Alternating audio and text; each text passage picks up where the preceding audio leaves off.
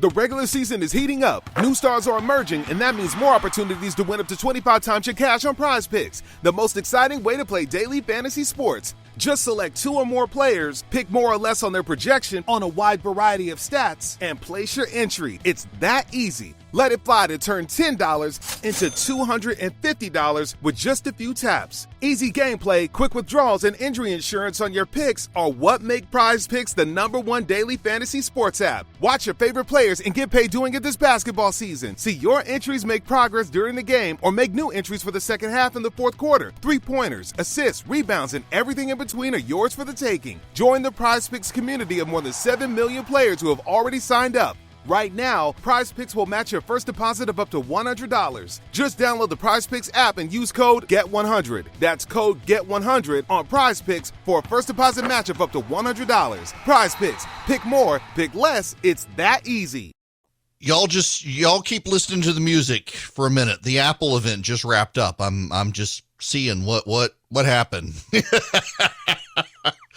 Looks like I got to get a new monitor now. Maybe a new computer. Welcome. It is Eric Erickson here. The phone number is 877-973-7425. Finally, they're releasing new, let's see, what is the size of the monitor? 27-inch 5K Retina display. My gosh, center stage nano texture glass, tilt and height, studio quality mics.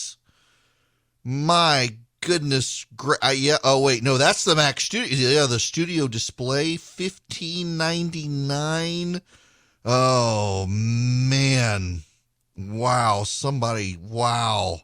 Might need to go take a cold shower all of a sudden. My gosh, look at that. And the Mac Pro, they're teasing a Mac. Welcome. I'm sorry. Listen, this is the downside of having a midday show. Now, Apple releases their goodness. And I got to be here with you. I love you guys, but I love Apple more. If you would like to call in and be a part of this program, you're allowed. 877-973-7425. You're more than welcome. Right now, let's just make everybody mad. Huh? I want to play for you a clip. This is from Bill Barr, Donald Trump's Attorney General, asked about the future. He's making everybody's head explode with this. Well, I certainly have made it clear I don't think he should be our nominee, and I'm going to, support somebody else for the nominee. But if he is the nominee and you have your choice is Donald Trump or whoever's running on the Democratic side, would you vote for him? Because I believe that the greatest threat to the country is the progressive agenda being pushed by the Democratic Party. It's inconceivable to me that I wouldn't vote for the Republican nominee. So even if he lied about the election and threatened democracy, as you write in your book, it's better than a Democrat. It's hard to project what the facts are going to turn out to be 3 years hence, but as of now, it's hard for me to conceive that I wouldn't vote for the Republican nominee. All right. Philip, you're going to want to put this one out. Bill Barr is Donald Trump's Attorney General. He saw Donald Trump up close and personal. He's not a fan of Donald Trump. He talks about how the election wasn't stolen. There really wasn't evidence. So much of it was manufactured nonsense that a lot of people have been lied to and they've believed. Some people just want to believe willfully. Talked about not liking Donald Trump. How behind the scenes Donald Trump really didn't know what he was doing, but was surrounded by people who at least could guide him. Says he'll do whatever he can to make sure Donald Trump is not the Republican nominee. And yet, when asked by a reporter if Donald Trump is the Republican nominee, what'll you do? And his answer is, I'll vote for him.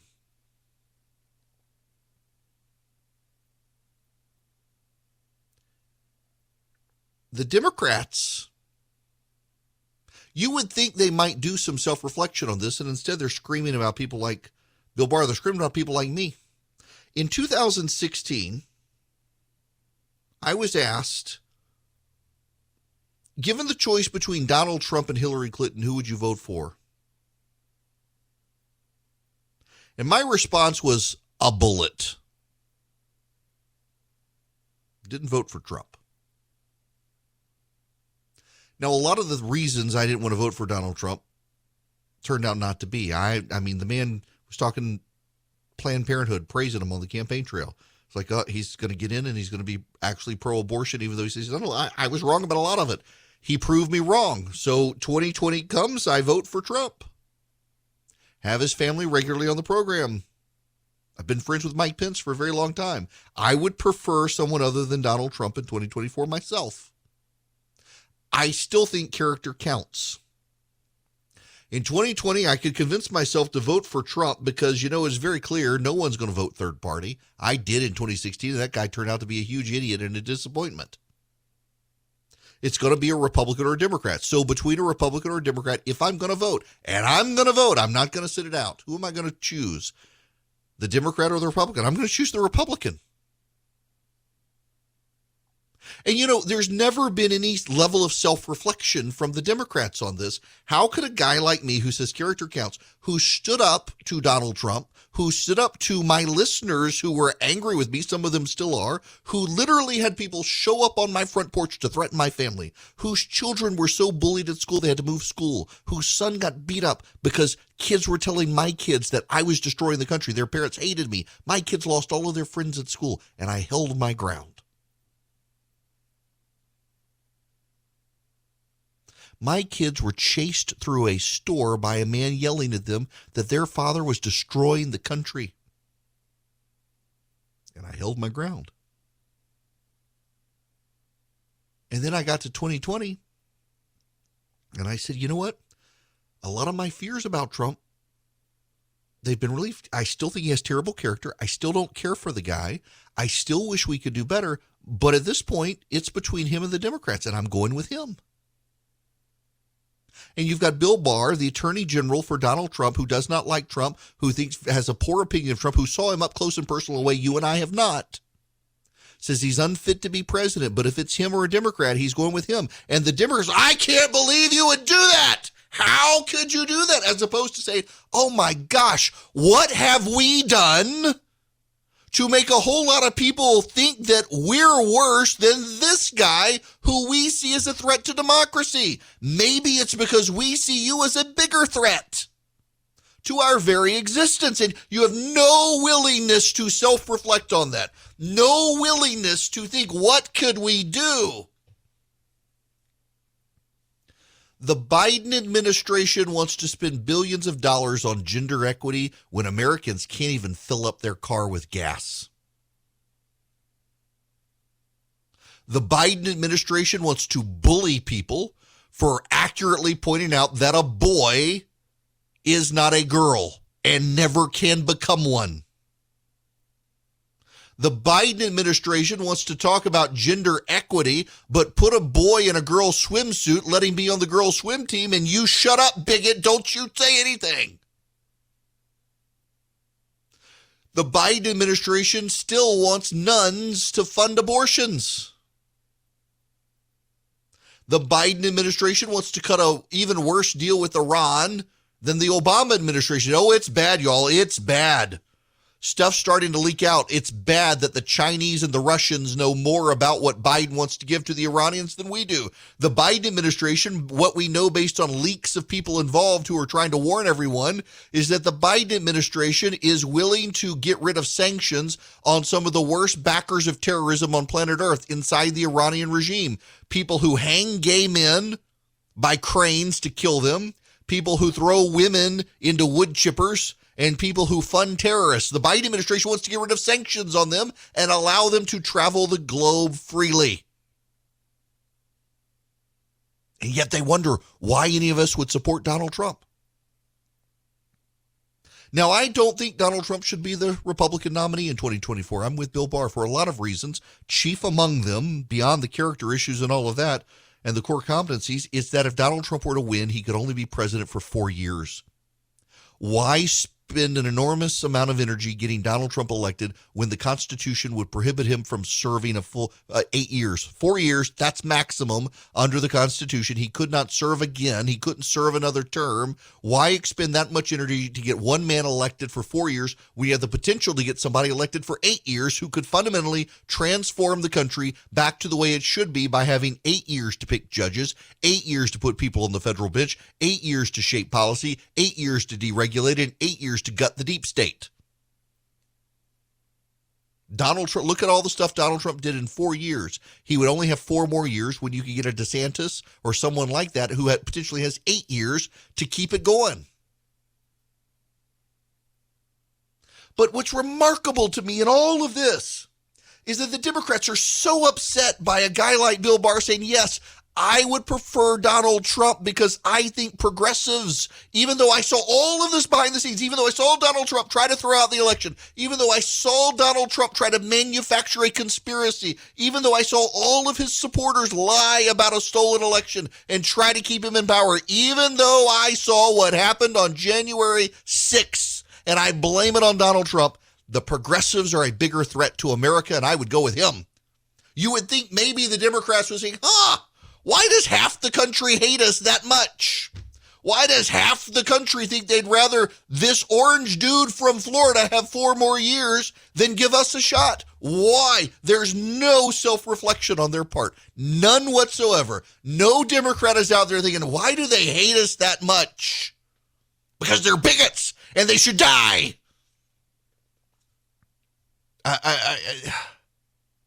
You would think,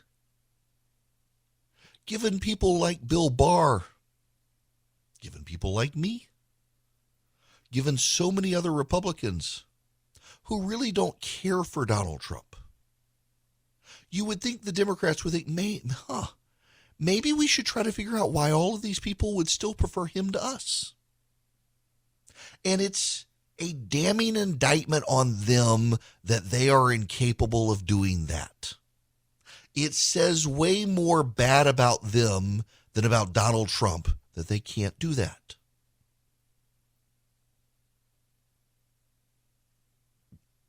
I believe, and have always believed, that whether you or I disagree, we should try to be honest, intellectually honest.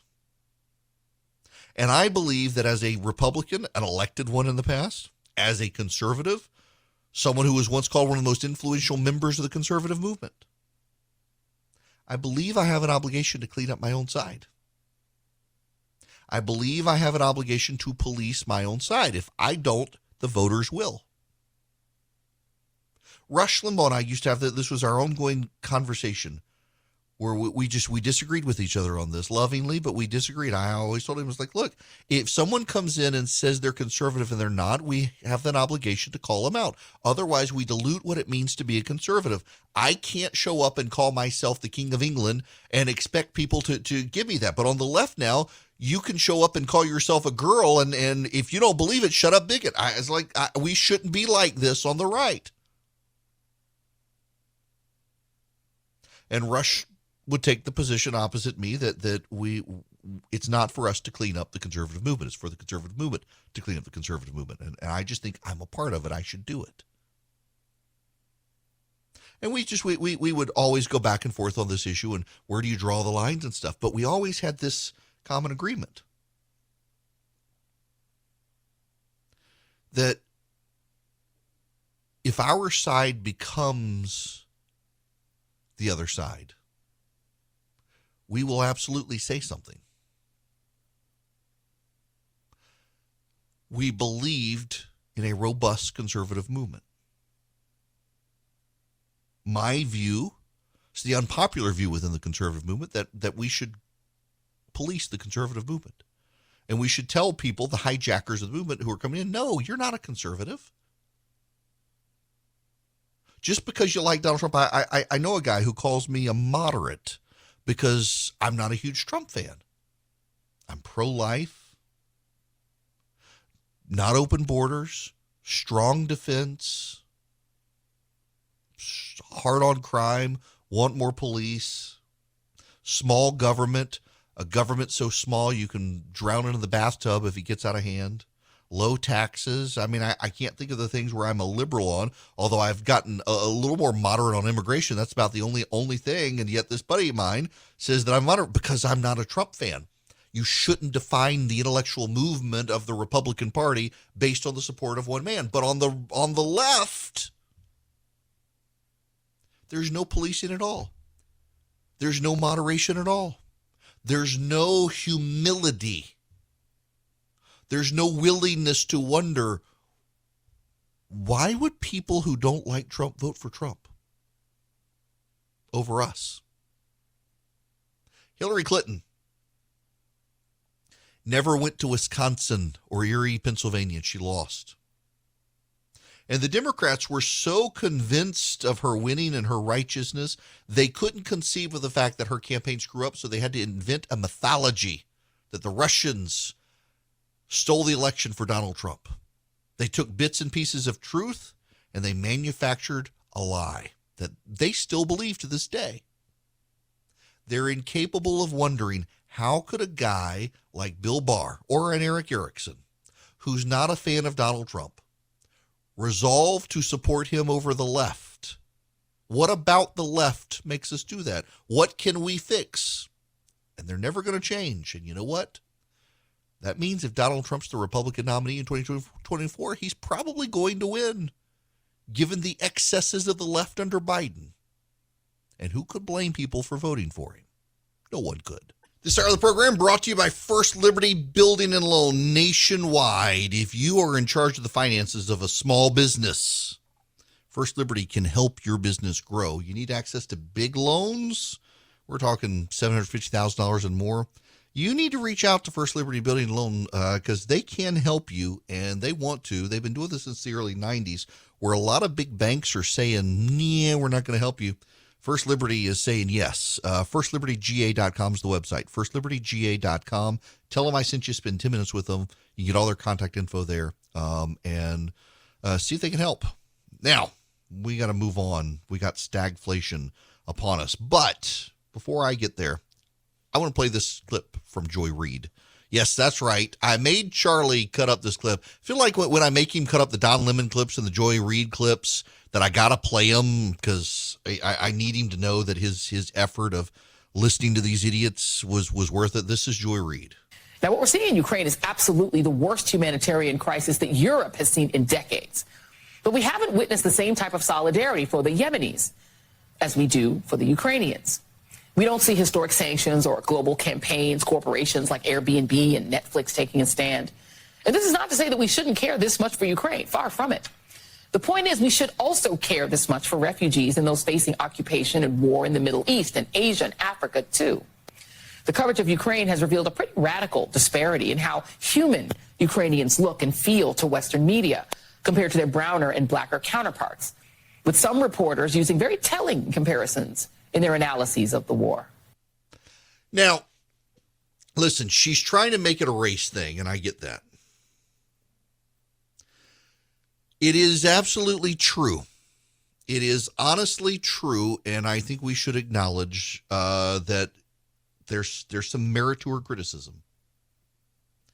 I want to credit Joy Reid here. She's right. We genuinely, as Americans, don't tend to pay as much attention to the fighting in Yemen, the fighting in Syria or Libya, or in various African countries, the issues with the Sudanese and the Somalis. We don't. But also, I think that they should acknowledge there are lots of reasons beyond race that this happens. In particular, Ukraine is the first major land war in Europe since World War II. The Russians have invaded a sovereign nation. We haven't seen something like this. These other squabbles and fights have been going on for decades, if not longer, which makes them a fundamentally different issue. We have tuned those out. They are far away. They are not in Europe. It has nothing to do with Europe being white. It has Europe being Europe. It means something different. And if she can't distinguish it and can only see it through a racial lens, that's her problem, not yours and not mine. Hello there. It is Eric Erickson here. The phone number is 877-973-7425. I need to introduce you guys to a word. You may have heard this word in the past. You may have thought it did not apply to us, but it does. It's called stagflation. Stagflation is when nothing really happens. The economy doesn't grow. High inflation and high unemployment and stagnant demand. That's kind of sort of where we are as a country. Soaring commodity prices. This is from Tom Fairless at the Wall Street Journal. Soaring commodity prices, sweeping financial sanctions, and the potential for a ban on energy imports from Russia after it invaded Ukraine are threatening to hobble a global economy still weakened by COVID-19. They are also complicating the task of central banks that have been preparing to phase out easy money. On both sides of the Atlantic, inflation is at levels that haven't been seen for decades and still rising. Global stock markets are wilting. The dollar is surging against other currencies as investors rush for the safety of U.S. assets. Economists are increasingly warning of a possible bout of stagflation, particularly in Europe, a situation of high inflation and low growth that afflicted major economies during the 70s. Back then, central banks responded to a surge in oil prices with easy money policies that caused a wage price spiral. Now, some central banks might give up on their plans to increase interest rates after keeping them down during the pandemic. It's going to be increasingly hard to ignore the comparisons to the 1970s as the commodity price action is increasingly resembling it, says Jim Reed, a strategist at Deutsche Bank. At rate-setting meetings scheduled over the next week, the European Central Bank and U.S. Federal Reserve are being expected until recently to move rapidly to phase out easy money policies.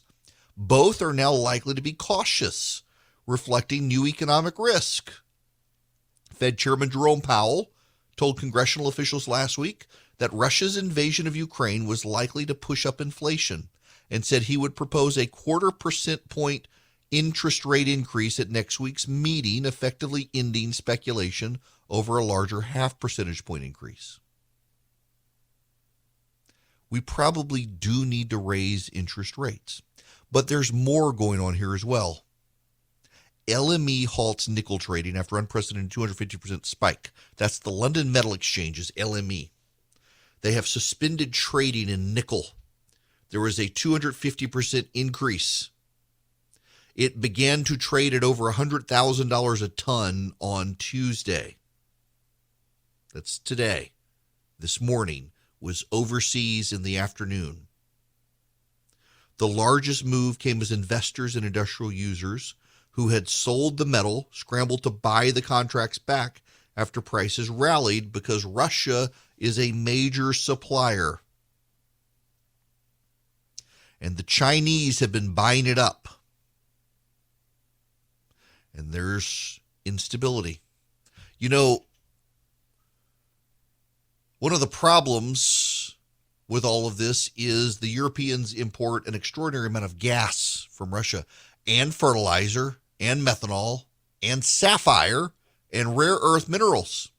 Now, the sapphire is used in glasses and lenses for microscopes and things like that for scientific research. Rare earth minerals in a lot of industrial development these days and a lot of scientific instruments. The Europeans have poured a lot of money into research. The Large Hadron Collider, space research and the like. They've been pouring a lot of resources into that. It takes rare earth metals, takes a lot of sapphire, and they're dependent on Russia. You know, it is remarkable to watch Western economies handle world affairs right now. The expert thought and expert thinking has been this, that as countries trade, it makes war less likely. Thomas Friedman is seeing a whole lot of his theses in his books sink.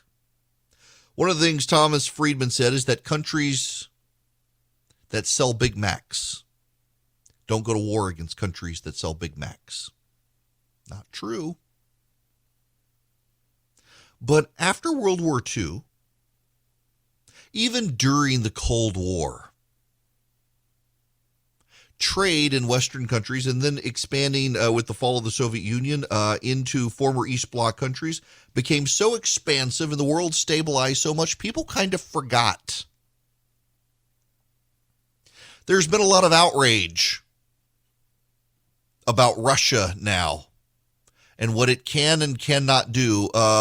This is Representative, I think, Luis Ruiz, who was on MSNBC talking about the Russians and international humanitarian law. You know, the number one frustration on the ground by the humanitarian community, and I'm a trained humanitarian aid specialist in my international emergency medicine specialty as well, John, is that the security for non-combatant international neutral humanitarians is poor. And so they're very reluctant to go in and because they're hearing of the abuses of Vladimir Putin's army on the non-combatants. But it is vital that we continue to put pressure as an international community on Vladimir Putin to honor international humanitarian law. There are women, children, disabled, the elderly, those with chronic illnesses, those in hospitals that need to be evacuated yesterday, but they're unable to because Vladimir Putin's continuing to target civilians, targeting hospitals, which is a violation of international humanitarian law, and we need security. So the United States needs to provide the military and the humanitarian aid necessary for Ukrainians to protect their airspace. And if this continues, then the United States needs to go into further strong negotiations with the parties using the United Nations in a diplomatic way to enforce a humanitarian protected corridor to get those individuals out. Y'all, when it's minor nations, I listen, I don't mean this disparagingly. I'm realizing that there are a lot of people who they're living by a set of rules that we had the luxury of living by when it was not the major powers involved. Now, here's what I mean by that. When it's small nations not on the world stage, when it's, let's say, Honduras and El Salvador, just or Nicaragua and Honduras, or Nicaragua and Costa Rica, somewhere in Central America. When it's those countries fighting each other, the Russians and the Americans and the Chinese may take sides, but we can say international law applies. The humanitarian routes must be protected, and we will intervene if you do not keep those routes open. We are America. We are Russia. We are China. We can do this. When it's not the major powers, it becomes easy. What was the soccer war? Who was it? The football war. Yeah, El Salvador and Honduras. That was the one I was thinking of. It was a military conflict in 1969. Tensions had bubbled up over soccer games. The Organization of American States negotiated a ceasefire. It was a 100-hour war. El Salvadorian troops invaded Honduras. It really wasn't due to football. There was more to it than that, but there were rioting and land reform laws, and ultimately the spillover came from the rioting after it was a FIFA World Cup qualifier, and the war broke out. And the Western powers, through the Organization of American States and others, they descended and imposed will on the international order on these countries. You cannot impose the will of the international order on Russia when Russia is one of the key players with a permanent seat on the Security Council of the United Nations. Your international humanitarian laws don't really apply there. I'm sorry, they don't. Your rules of war don't apply. Your Geneva Convention doesn't really apply. You know, it's against the Geneva Convention to be putting up pictures and videos of POWs, and yet Ukraine is, notice how nobody's screaming about the Geneva Convention right now. The rules of war are there's a winner and a loser, and whoever's the most ruthless and violent and biggest thug tends to be the one who wins. And then he gets to set the rules and declare he never broke the international order. That's the way it works. I'm sorry. I don't make those rules. History does. And everybody's like, oh, they've got to comply with the UN treaties. They got to comply with the international war laws. They got to comply with international law. They got to comply with the humanitarian. They should. Oh, they should. But the Russians have been opening corridors for people to escape Ukraine and then bombing them and killing them. Now, if the whole world gets together and says, Vladimir Putin, you are a war criminal, Russia, hand him over. What do you think Russia's going to do? Da or niet. Or 6 more weeks of winter. I look, what are they going to do? What are they going to do? The odds of Russia handing over Vladimir Putin, unless something goes really wrong for him, and it could, are slim to none. And so what's the international order going to do? They're going to keep the sanctions on the Russian people? They're going to build it if he gets out of Ukraine? No, the international rules of war and law and humanitarian assistance, it'd be great if they applied, but war is hell. In fact, I heard somebody point out the other day, war is actually worse than hell because everyone who goes to hell deserves to be there, and most of the people who go to war don't want to be there.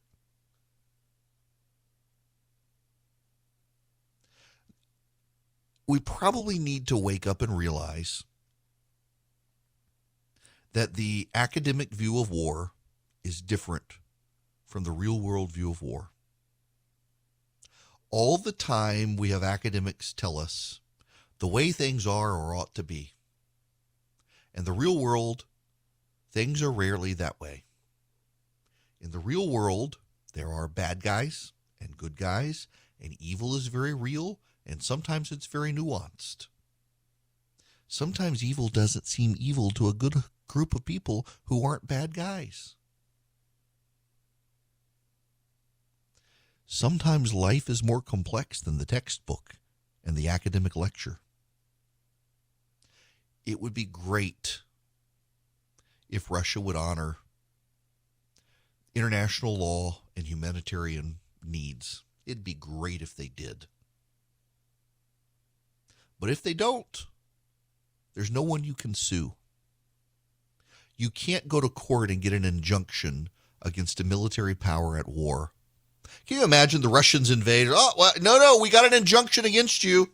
The International Court in The Hague says you're not allowed to invade. A lot of good that's going to do you. War is different. And you know what happens when war comes to you? Donald Trump the other day actually said, someone asked him about Zelensky's bravery, and he says, I don't know. It was actually a very mature, good, responsible answer. He would like to think that he would behave like Zelensky's behaving, but you never know until you're tested. Quinnipiac did a poll. What would you do if the United States were invaded? A majority of Republicans and independents say they would stay and fight. A majority of Democrats said they would flee. Now, in fairness, it's women. Women are the ones more likely to flee than men, but in the Democratic pool, there were more women. And I want to try to be fair here on a difficult subject, but it kind of is an accurate assessment as the Democratic Party becomes more of a party of women, and it is. Majority of them say they would flee the country if it were invaded. Majority of men say they would stay and fight. As you should. If your country's being invaded, you stay and fight. You don't pick up and leave. Our country's not going to be invaded. We have too many guns. We're like Switzerland. Nobody wants to invade us. But it's an interesting, eye-opening view. The Democrats, they're not going to stay and fight. But here's the thing. let's say we were invaded and people did stay and fight. Don't expect the rules of war to apply in the academic sense. The rules of war, they don't really, when you actually get into the heart of the matter, that they're not going to be there for you. What's going to be there for you is, well, a government, we hope, and if not the government, your gun. And that's going to kind of matter more than whether or not some people have sat around the table and gotten a treaty done. And some people have gotten together and decided that this is what we're going to do. It just simply, the world doesn't work the way the academics claim that the world is going to work. Never has, never will. And we probably need to understand that and recognize that on the ground in Russia right now. All right, before I get out of here, because my email is messed up, and Jim, I might have missed you. I do have a read here. That's what I thought. I couldn't remember. I got to tell you guys about Eden Pure. The Eden Pure Thunderstorm, the 3-pack. You know, they've got a lot of, you should just go to Eden Pure and see all their products. But the supply chain issues have affected them like everyone else. But one thing they keep in stock because it's so popular is the Eden Pure Thunderstorm. The reason they keep it in stock and it is so popular is because it works. It's a handheld air purifier. You can get 3 of them right now for less than $200. It means you're actually saving $200 as well, and you get free shipping. And it wipes out odors. It wipes out smoky odors. It wipes out musty odors. It wipes out the fry odors in your kitchen. That's what I use it for the most. But I travel with mine as well. If I get a rental car that's got garbage odors in it or a hotel room that's very musty, I can use the Eden Pure Thunderstorm and it just wipes out those odors. You get 3 of them by going to EdenPureDeals.com. Use the discount code ERIC3, ERICK3. You get 3 of them for less than $200. You're saving $200. You get free shipping. It's EdenPureDeals.com. The discount code is ERIC3. Hello there. It is Eric Erickson here. Well, this one's going to make you laugh. The New York Times, of all outlets, has this story. Socialists' response to war in Ukraine has put some Democrats on edge. The Democratic Socialists of America's views that the U.S. is an imperialist, expansionist regime through NATO fueled Russia's invasion has created challenges for politicians aligned with the group. Yep. So if you don't know, the Democratic Socialists of America, that's a lot of the communists in the country. And I don't really mean that pejoratively. It's just true. When the Soviet Union fell and communism kind of collapsed in the West because it was all subsidized by the Soviet Union, they joined the Democratic Socialists of America. And the DSA has condemned the invasion of Ukraine by Russia, but has also urged the United States to, this is direct quote, withdraw from NATO and to end the imperialist expansionism that set the stage for this conflict. Now, you will note there are some people who claim to be on the right who also argue exactly like the DSA, that it was expansion of NATO that caused this. That's not actually true. And if you believe it because you heard somebody on TV saying that, I hate to disabuse you of this, but Ukraine entering NATO was not in the cards and was not on the table. It had been previously discussed and dismissed, and that's what people who talk about it want to avoid saying. It was discussed, but it was dismissed. If you just say it was discussed, you're not being accurate because it was also dismissed. Wasn't on the table, but they hate NATO. There's an entire cottage industry of people out to get NATO, which would totally destabilize the Western order right now, but they don't care. It's 2022. Things are still crazy. Things haven't settled down. And now you got the Federal Reserve and interest rates. You got the economy. You got inflation. A lot of banks won't even return your phone call. Let's say you're a small business and you need a loan for $750,000 or higher. You see an opportunity where banks, they don't even want to see you. You want to buy a building. You want to build a building. Reach out to the Frost family at First Liberty Building and Loan. They've been helping small businesses become big businesses since the 1990s. They want to help you if they can. So spend 10 minutes with them. See if you're a good fit for them and they're a good fit for you.